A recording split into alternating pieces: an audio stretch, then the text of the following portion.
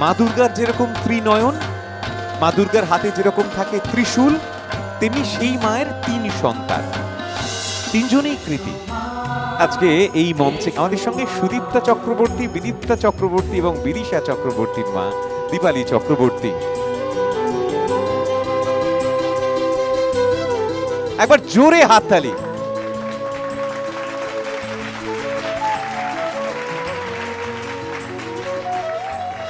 আগুন লেগেছে বনে বনে, ডালে ডালে ফুলে ফলে পাতায় পাতায় রে, আড়ালে আড়ালে কোণে কোণে।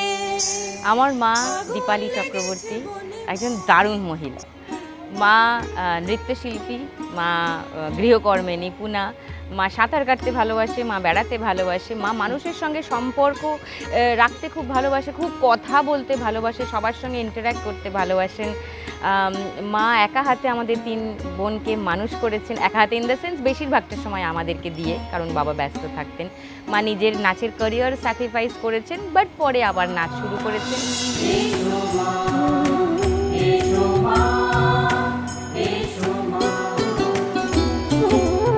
3 প্রজন্ম একসঙ্গে, দারুণ একটা মুহূর্ত।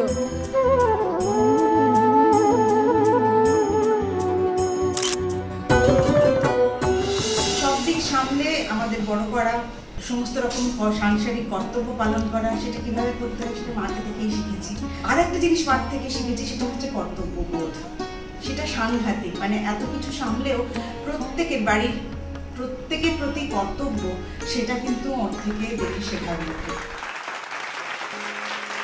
আসলে আমাদের 3 বোনকে বেশিরভাগ মানুষই বিপ্লব কেতনের মেয়ে বলে চেনেন। বিপ্লব কেতন অবশ্যই বিখ্যাত মানুষ ছিলেন, তিনি এমন পেশায় জড়িত ছিলেন যে অনেক বেশি লোকের সামনে আসতেন। আর দীপালি চক্রবর্তী একটু অন্তরালেই বোধহয় থাকতে ভালোবাসতেন বা সেটা বেছে নিয়েছিলেন। তবে আমি হ্যাপি যে মা নাচটা এখনও কন্টিনিউ করছেন। এই মুহূর্তেও মা ক্যালকাটা কয়ারের সদস্য এবং রেগুলার স্টেজ পারফর্ম করেন। অনেক অনেক ধন্যবাদ দেবযানীকে, ঋতুদিকে এমন একটা ভাবনা ভাবার জন্য। ভাবতে তো অনেকেই পারে, সেটাকে এক্সিকিউট করা এত সুন্দর করে। অসংখ্য ধন্যবাদ ঋতুদির গোটা টিমকে। Cheers to all the mothers, thank you so much, thank you. 3 বোনকে মানুষ করেছে, কিন্তু সবার থেকে সুন্দরী কিন্তু উনি। She is so beautiful, so graceful. কি ডান্স দেখলাম আমরা। আমি জানি না আমি কি করতে পেরেছি ওদের জন্য।